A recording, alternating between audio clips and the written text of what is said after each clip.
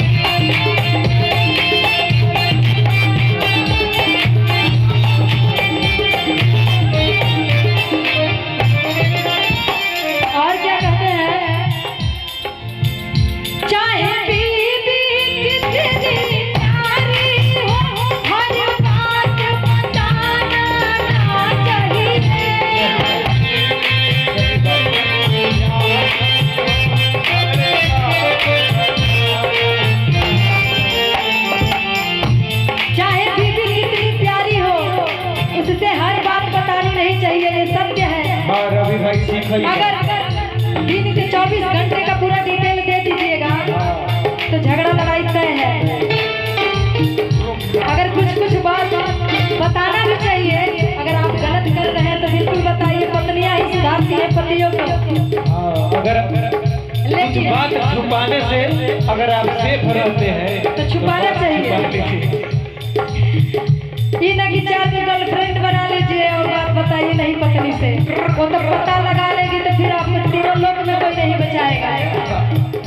और क्या कहते हैं, चाहे पत्नी कितनी प्यारी हो हर बात बताना ना